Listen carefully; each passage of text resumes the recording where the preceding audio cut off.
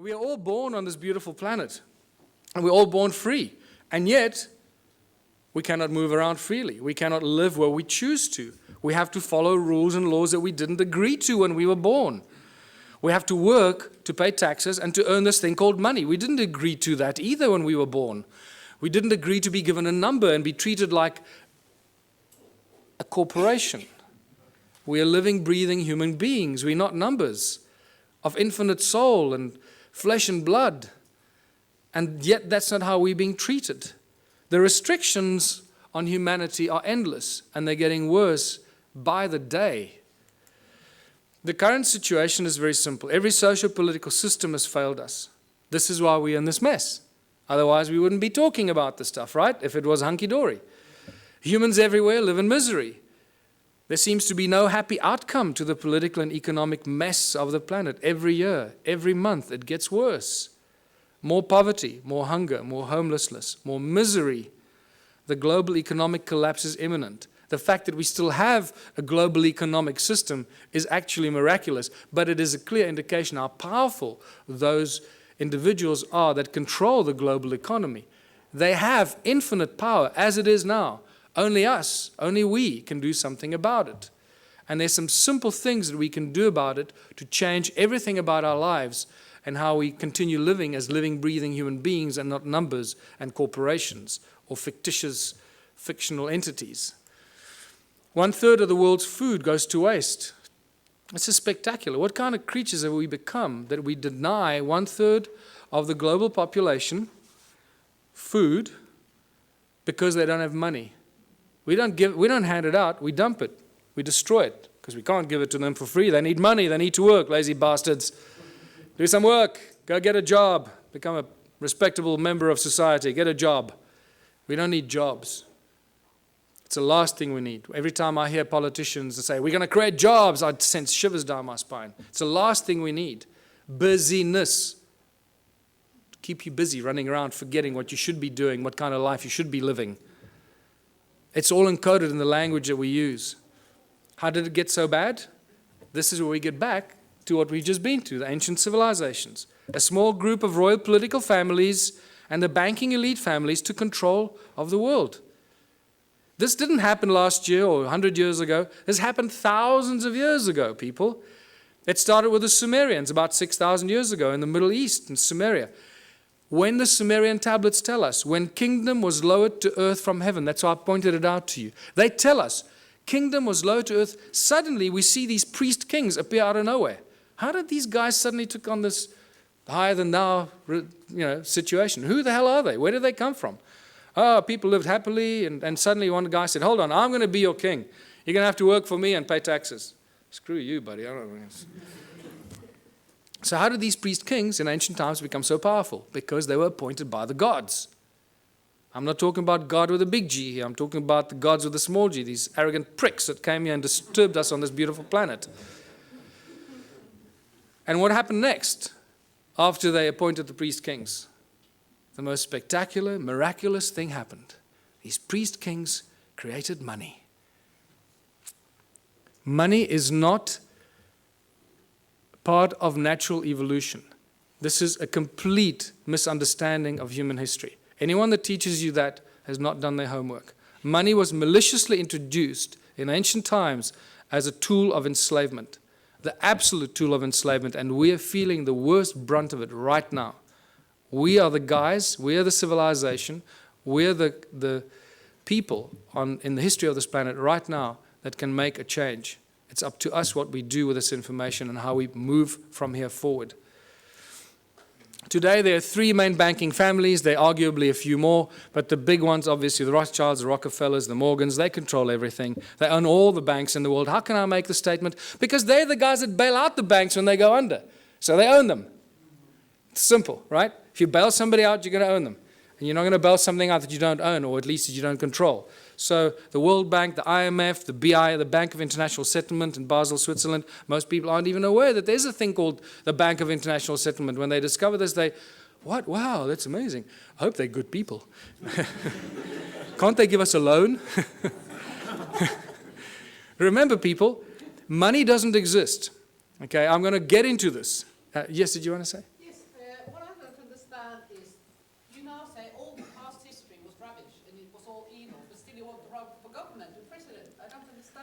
Okay. We believe in the system, but everything else is rubbish. No, no, no, no. I don't, no, no. Well, that's what you're actually saying. No, no, no. You're getting the wrong end of the stick.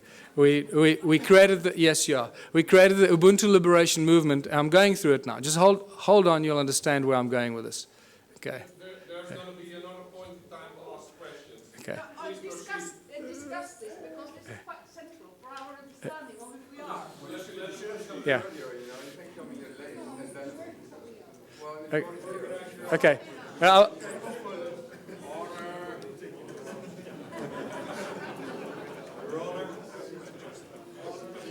don't worry, you'll get it. You'll get it by the time we finish here. I'm sure you will. The banking families own the world. It's simple as that. If you don't believe that, then you also haven't done your homework. So all the discussions we've been having, and I've been going into many of these discussions, money keeps coming up all the time. But remember, money doesn't exist. Money is just empty promises. There is no thing as money. In fact, for those of you that know, I've been actively involved in legal cases in South Africa against the banks. Not just the banks, against the central bank, the South African Reserve Bank, the Minister of Finance as well. I've even opened up a constitutional court case against the banks, the Minister of Finance, and the Reserve Bank, which had an interesting ending. If we have time, we can talk about that. But it doesn't stop. 2 years ago, myself and a small group of other people, mostly Scott Kundal, started asking the banks certain questions. And we couldn't get answers out of them. And then we started doing research and realizing how it all works. And for the fractional reserve system, you all know that, or you should know that. And the fact that money doesn't exist. In fact, in the South African Bank Act, to my horror of horrors, and I was in court, and I was doing research to stand up and defend myself, because the only way we can do this is to, when you stand up in court and defend yourself. So we didn't use lawyers. I went there and I stood and defended myself against the most, highest paid lawyers money can buy. And not just one of them. I was alone in the court against a judge that you have to call my lord and bow down when you walk into the court, my lord. And you start realizing the cabal, ritualistic club that these people belong to.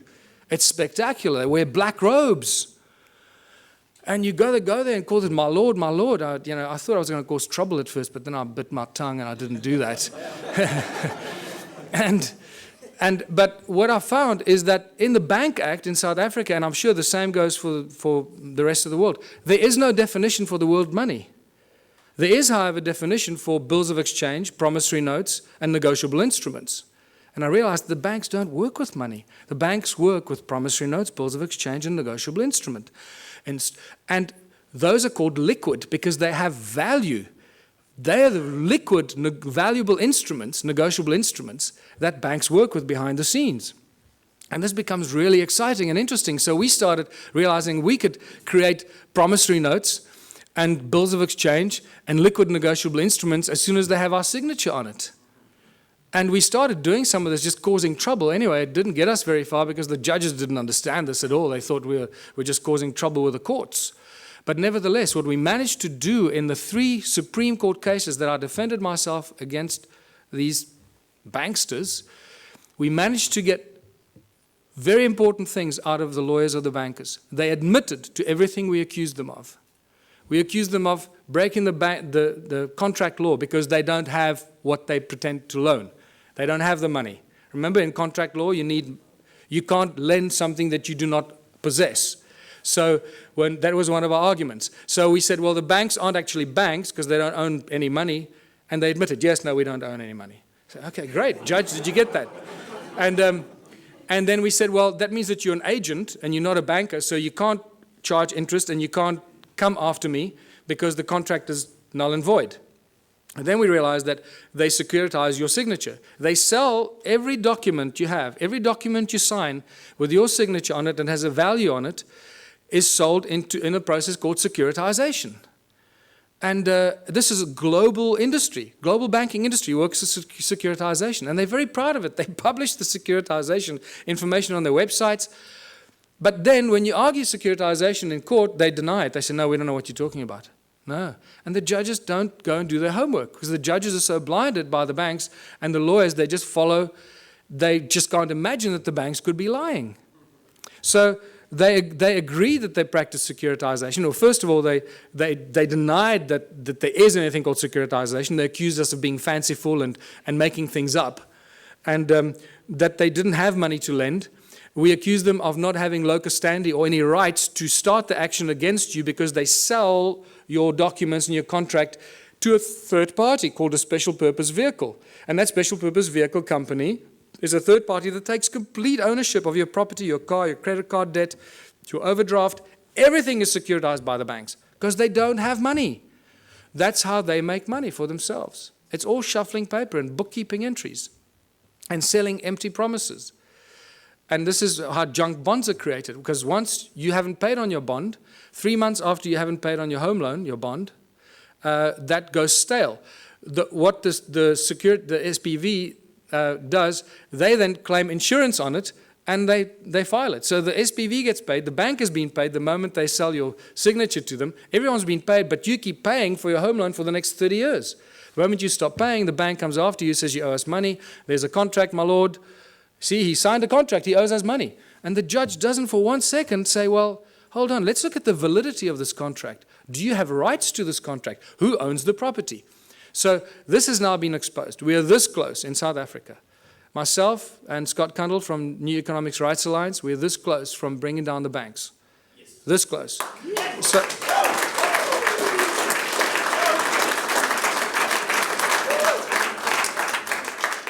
because they're just lying thieves. What you're talking about, the global banking industry, people, is nothing more than the largest legalized organized crime syndicate. That's what it is. So they're a bunch of criminals. We've got to do something about it to stop it. So I've got 2 cases against the banks now. One of 5 counts of fraud, which they haven't argued any of the points. They've argued why I'm claiming all the money that I'm claiming. They're not arguing any of the points. And Scott Kundle has got a case with the New Economics Rights Alliance, which has become the 3rd largest non-profit organization in South Africa in the last 6 months, about 160,000 members. He's launched a case of unconstitutionality against all the banks. We're about to launch criminal charges against the banks, full-blown criminal charges, because the evidence is just becoming overwhelming. And all it's going to take now, one judgment. If there are any mathematicians here, you can see the complete insaneness of this. Out of thousands and thousands and thousands of court cases, people against banks, not one person has ever won a case against the banks. Just think about that. Clearly, this is stacked in favor of the banks. Clearly. And the judges are either paid off or they're too stupid to understand what's going on. But things have changed. We have a few situations in South Africa. We've had small victories where the banks withdrew. This is how clever they are. They withdraw before they get a judgment, or they abandon. So there isn't a precedent on the record. So you can't then go and argue the precedent. So they're very clever with this. But we're going to force them into a judgment because of what we're doing. And it's just going to take that first judgment and then it's all over. The entire global banking system works on the same principles, and it's just going to be a domino effect. And we'll do what Iceland did, hopefully. Just reverse all the mortgage loans, reverse all the car loans, credit card, just reverse everything, because these thugs have stolen trillions from us and make us their slaves. And that's exactly what they do. And this is linked to our education system, because most people are indoctrinated into this way of thinking since childhood. Our education system has nothing to do with learning. It's really developed and funded by the banking families to condition humanity into following orders and respecting authority. They control the contents of all the textbooks and transfer of information. Our schools are really just indoctrination camps to brainwash our children to follow orders and to bow to authority. It's got nothing to do with learning, people. The money controls the legal system, as I mentioned already. And if you just look on the internet on a daily basis, you'll see that the economic collapse is just imminent. It's somehow being kept alive. The question is, and this is what I need to end on, because we can't keep talking about doom and gloom all the time. We need to talk about what are we going to do as a species? What are we going to do when it all collapses? And this is where the most exciting thing happens. And this is my message to everyone in the world. This is where the true humanity shines. and we realize how beautifully we can survive without money. We have to find a new system because this system is broken. It doesn't work. We cannot continue doing what we've been doing for the past 6,000 years. That is insanity, and as you know, insanity is defined as doing something over and over again and expecting different results. So hopefully after 6,000 years, we now have learned. Don't try and fix the current system. Change it completely. What is the one thing that we can do to change it? You know what that is. And this is where the Ubuntu liberation movement comes in. Join the movement. Realize it's a movement about higher consciousness. It's about breaking all the norms that we've been conditioned to believe, standing up to authority, and taking back what belongs to us, living, breathing human beings. The Ubuntu contribution system, I called it contributionism in 2005 when I first started writing about it. Completely new social structure, abundance for all. It's based on ancient knowledge when they didn't have money, where everyone contributes their natural talents or acquired skills for the greatest benefit of all in the community. It's a simple system. It comes with a lot of questions because we're so poisoned by capitalism, consumerism. It raises many questions instantly, but I've been through this thousands and thousands of times. I can already tell you what you're thinking, and I'm going to tell you what you're thinking just now. It goes back to the African roots called Ubuntu. All ancient cultures, in a way, shared this African system called Ubuntu. They have different names for it, but it always comes down to the same thing. It's amazing that the ancient cultures survived for thousands of years, not using money, and they thrived, as Foster Gamble would say.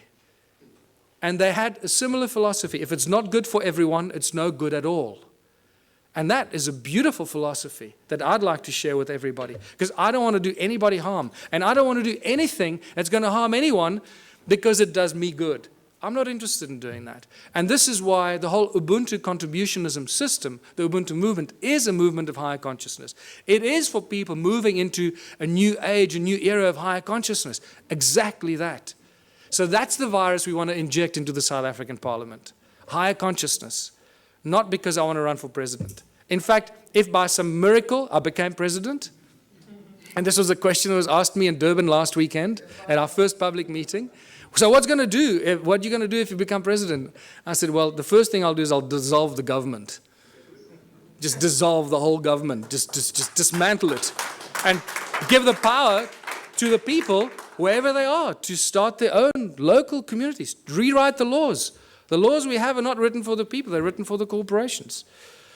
Inalienable rights, this is what I need to remind people of.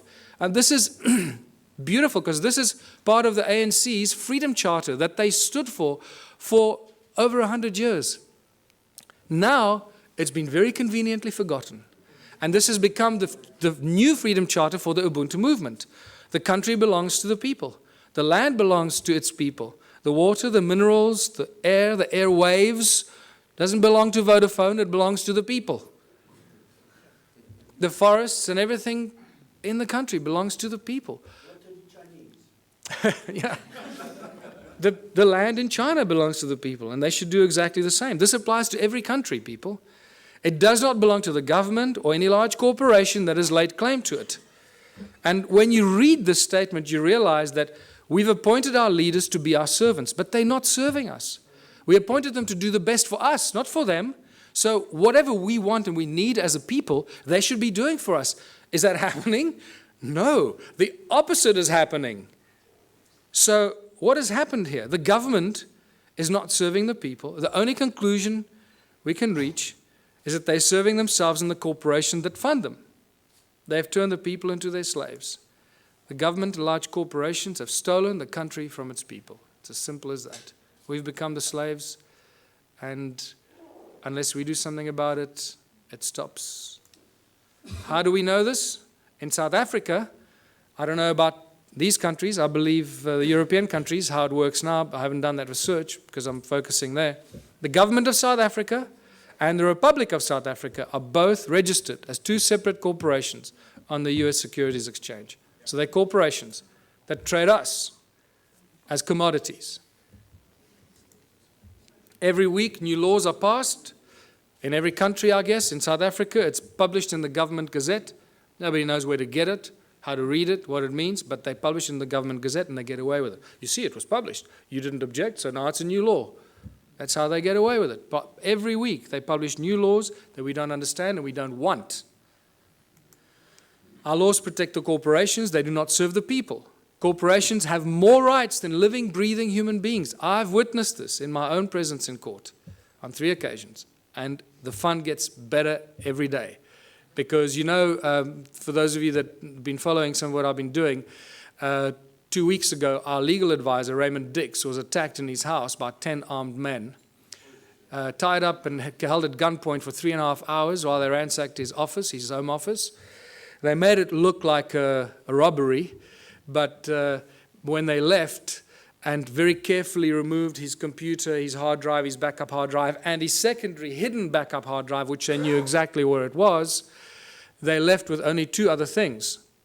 The legal files pertaining to my actions against the courts, the banks, and Scott Kundle's files, the New Economics Rights Alliance, the UBUNTU movement, my movement, and New Economics Rights Alliance. Those are the only files, legal files that disappeared. So it's very clear what's going on here. The banks hit us where it hurts most, that our nerve center removed all our research, documentation, and files, but we had backups elsewhere.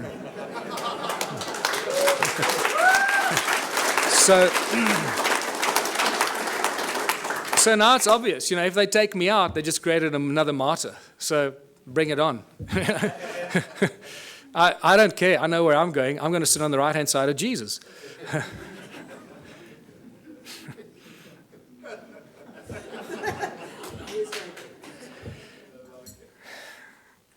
We need a whole new legal system written for the people, by the people, not by the corporations and the governments that want to schneid the people into the ground. Everything in South Africa and in other countries belongs to the people. Eskom, for example, is the electricity supply giant that supplies most of Africa with electricity. All the installations of Eskom belong to the people. The coal they use that they get out of the ground to charge us for the electricity belongs to the people because the coal belongs to the people.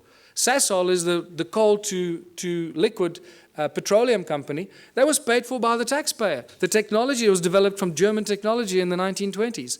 That was paid for by the South African taxpayer, all the early installations for Sasol. So all the fuel that we should be driving on in South Africa, we should have virtually for free because all the components belong to the people. The railways run every day, but they don't transport people. They transport coal and wood. Everything for the corporations, nothing for the people. You can't catch a train anywhere in South Africa.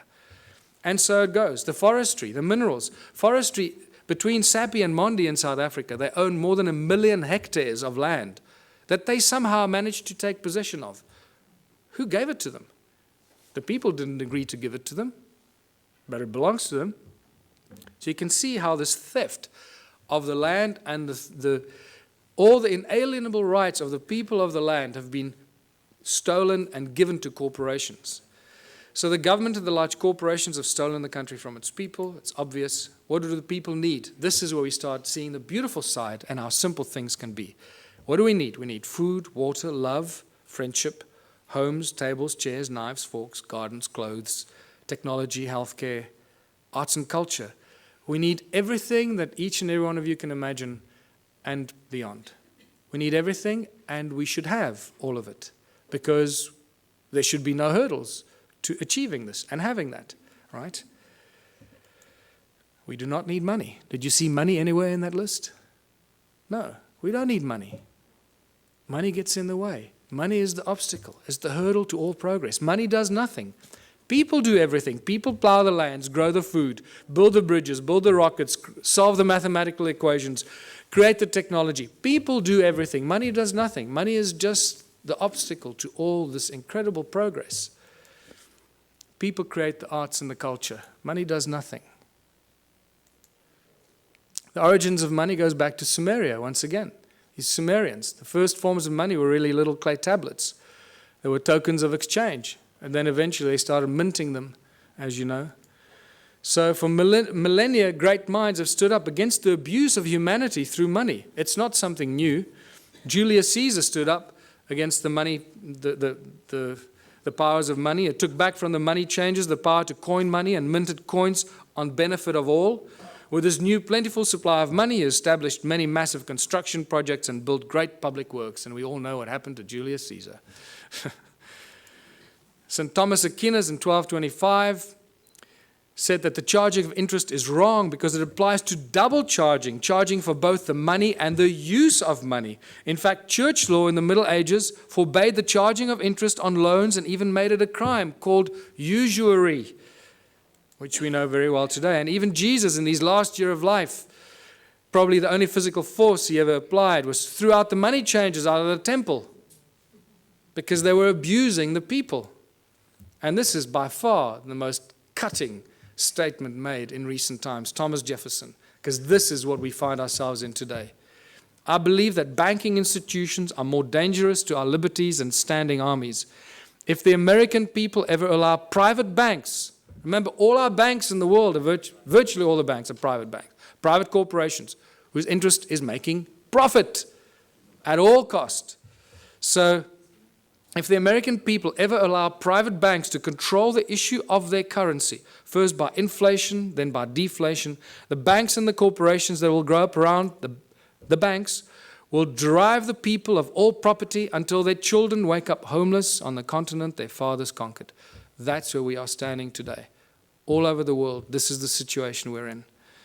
Money is the obstacle to all progress. It does nothing for society. It is the absolute tool of control by those that control the issue and the printing of money.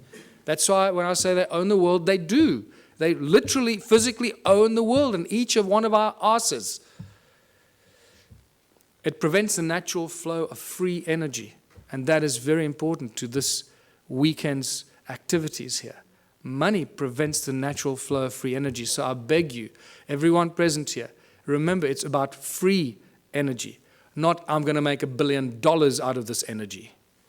Give it away for free. It'll come back to you in ways you cannot imagine. Do that one thing for humanity. If you find any source of free energy, don't try and make zillions out of it. It will kill you or they will kill you before you can get it out there. Money is the primary cause for the 7 deadly sins. We all know the 7 deadly sins, or have we forgotten them already?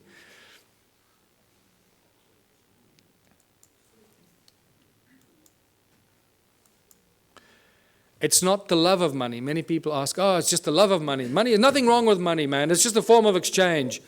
You know, we're so poisoned that we try and argue for it. We try and defend it. That's how poisoned our minds have become. It's incredible. It's not the love of money. It's the mere presence of money that causes all these problems. If you take money out of the system, all this stuff suddenly and miraculously vanishes. So what is the solution? If it's the mere presence of money or the love of money, of all of the above, what are we going to do to solve the problem? The answer is so blatantly obvious. Remove money. Just get rid of it. Get rid of it. What do we need it for? It's causing all the strife in our lives. It's destroying our planet. The mines are raping our Mother Earth, taking out the precious guts out of our Gaia and distributing it around the world to people that claim they own it. It's sick. The obvious questions, if you remove money, so who's going to shovel the crap? How are we going to pay for things? I'll just sit on my ass and do nothing. I want 50 Ferraris. You know, are we going back to the dark ages, living in caves? Is this a lawless society? Who's going to make the rules? Why should I do something I don't want? These are the first things. I know these are the most commonly asked questions, and I'm sure that you're asking some of them to yourselves.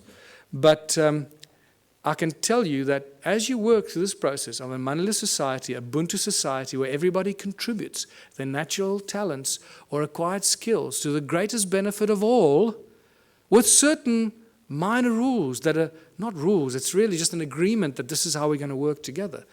The moment you start working in that kind of community, the abundance is so spectacular that we, right now, cannot imagine it. It is not possible for us to imagine it until you start immersing yourself in this kind of thinking. And I call these the Ubuntu communities, as I said, where everyone contributes their natural talents or acquired skills for the greater benefit of all in the community. A new social structure for a new world and a new age. Abundance for all beyond our wildest belief. There are 5 mantras, 5 key points to the Ubuntu society. And it's not barter or trade. Everybody often jumps, a lot of people jump to the conclusion, think, oh, let's go back to barter. No. He who has more to barter or trade will eventually rule the roost. So you can't go to that system. If you have nothing to trade, what are you going to say? Well, I got nothing to trade, so I'll have to, kiss your butt. No. So the Ubuntu contribution mantra is the 5 points. No money, no barter, no trade, no value attached to anything greater or lesser than anything else. Because why? Each one of our contributions should be and is equally valuable. If you start telling, well, I'm a doctor, my time is more valuable than yours, you're barking up the wrong tree, brother. Okay. So, and the final one, where everyone contributes for the greater benefit of all in the community, because that is how you get rewarded. You get rewarded by the recognition of the people in your community. Isn't that the highest reward everybody wants and is trying to buy with money, is recognition and respect of others? In essence, ultimately, that's what most people really want, is just to be loved and recognized for what they've done. And they think they can use money to do that. And then when they make a lot of money, they get zillions in the bank, then they suddenly realize, oh, well, nobody loves me anymore. They all want to take my money. So let me spend my money and then people will love me. And that's generally what happens when they start paying for things and people love them more, when they start giving it away. So, united Ubuntu communities. In unity we thrive, and anything is possible. Anything is possible. A world without money. There's no crime, no envy, no gluttony, no greed, no hoarding, no hierarchy. And the whole Ubuntu movement and the Ubuntu party has no hierarchy. Communities look after themselves. We have no central government. We don't have any central assholes trying to tell you how you should be running your life. No obstacles to any kind of progress, because the solutions are simple, and there are many bright minds here. We all know what the solutions are, what should be done to solve the problems, and somehow our politicians just can't get it right. They keep screwing it up, you know? So don't ask the politicians to solve it. Give it to the scientists, give it to the farmers, give it to the engineers. They'll solve the problems for us. Ordinary people will. Politicians will do nothing. Transition will have to occur in simple steps that flow from one to the other. We can't go from zero to hero. We can't go from a moneyless-driven, capitalistic, consumeristic monster to a moneyless society that lives in harmony and zen, right? It's not going to happen. So if you go onto my website, the ubuntuparty.org.za website, I've started posting a number of papers on how the transition will take place. There's not time for it now, so I ask you, please go onto our website and check it out. It's beautiful. What's key here is that the small towns will probably play a very important part in the transformation, because in small towns and small communities, people will agree on things a lot quicker than in the big cities. Right? So they will agree, okay, we need to get off the grid, we need to grow enough food for all of us, we need to make sure we got water, and they can go out and do it. We must create alternative energy for ourselves in our town, so if the grid goes down, we stay alive. And the small towns and villages will become the activators of this transitional phase. And I put together a few theories and ideas to give people ideas how to start doing this. It also goes into our education and schooling systems, where we stop sending your children to school. Please, I beg you, don't send your children to school. Don't do it. You're turning them into monsters. I've had a few of my friends in Johannesburg, in South Africa, that have not sent their kids to school. They are much smarter than the kids that go to school. And I'm not kidding you. They really are. They just learn from their parents, and they learn, and you'll find that what happens with these kids, they start reading later. They might start reading a little bit later. But when they start reading, they become like these monster little readers. They just read everything. I mean, these little kids are reading books that, you know, other kids don't even dream of. And that's because they're not preconditioned by the schooling system. Energy, water, food, housing, arts and recreation. These are the things that small communities can take control of very, very quickly and establish it for themselves, make themselves go off the grid and be totally in control of their own destiny. And many community projects must be and should be attached to this activity. Absolute abundance on all levels. Once you start doing this, food, science, culture, community, abundance on all levels. Now I'm going to give you a small example. You've got to use your imagination here because there's not enough time now and we've got to finish off here. So imagine in a little town that I live, we got a river, we got a fish farm, we got a dairy farm, we got a bakery, we got a wood factory, a metal factory. The community starts to work in these projects. The whole Ubuntu thing means that, and contribution means that everybody must contribute 3 hours a week towards one of these community projects. That's all you have to do, 3 hours a week. A little town of 1,000 people, it's 3,000 hours a week. No municipality or town council can afford 3,000 hours a week salaries for people to do this work. Can you see how that's dramatically shifted the status quo and the equilibrium? How much we can produce if we just work for 3 hours a week on basic projects, producing milk, cheese, butter, fish, breeding fish, baking bread, growing vegetables, and so forth. So now the community has been doing this for 6 months or a year, and they've established abundance on all levels, where all the people in that community that participate, that's why I called it contributionism, that participate and add their talent and their skills and their time, get everything, not for free, but virtually for free, so cheaply that the rest of the stuff, and also there's a principle where you create 3 times as much as you need for your own community. And I structure everything in the Ubuntu philosophy on the sacred geometry principles, 3366. So you produce 3 times as much as you need for your community. Why? Because there'll be other communities that can't produce what you're doing, so you'll be actually helping them while they're helping you with the things that you can't produce. So, and by the end of that, there's so much abundance because you're doing it 3 times that whatever you don't consume in your own little village or town, what are you going to do with? You're going to make it available on farmers markets and stores in your town for the surrounding communities. The moment you achieved that state, you've created the domino effect. Because what's going to happen to all the neighboring towns? All the people from those towns are going to come buy your bread, your milk, your cheese, your whatever it is you produce.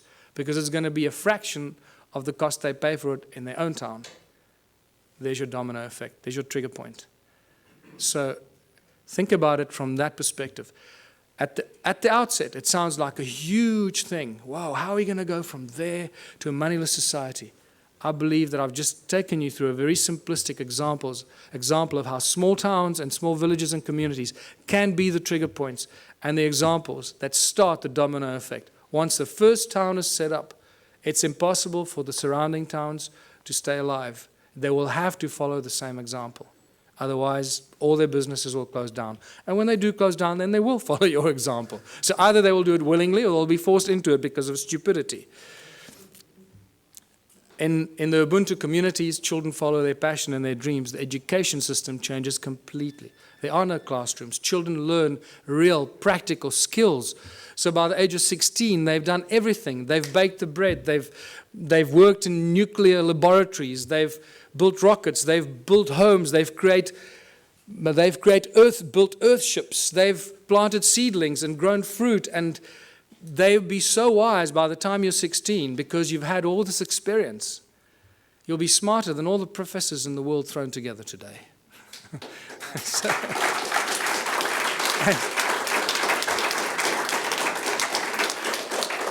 Take any school leaver today, put them on a farm, put them anywhere into a practical solution. What can a person with a high school diploma do today? Absolutely nothing. We're useless to society. That's what they've created. Can you see the brilliance in their plan? They are so smart, these people. They. It's us, right? So we are so smart that we're doing this to ourselves, right? Where we create our children, turn our children into these little, we lock them up in jails for 12 years, most precious years of their life, and then throw them out to start all over again and be totally open to manipulation and control. So master teachers, only when a community decides that you're a master shoemaker or you're a master rocket scientist or you're a master baker or a master this, only the community can decide who they will allow to teach their children. Isn't that a better system than teachers that go and get some diploma and they're real assholes and they teach your child? You go, God, how can that? I'm not going to let that teacher teach my child. The community will have the final say. So when I say decentralized government, that's how fine it becomes. The community chooses who their master teachers are, the people that they have respect for, and the people that they honor for their capacity and their ability. And this is how we grow, how we build Ubuntu communities, because only out of unity comes infinite diversity and abundance. Only out of unity. Anything else is a futile exercise that will bring us back to the same point at some future point in time. So I'm going to end here because this is the end. Join the Ubuntu Liberation Movement. It's not just a South African entity. We've had various people around the world say to us, can we start the same thing in wherever? Yes. Go online. Start the same thing. Use all the material I've published. Put it out there. Share it with everybody. and become part of this transitional phase. And thank you for listening. I hope I gave you some food for thought.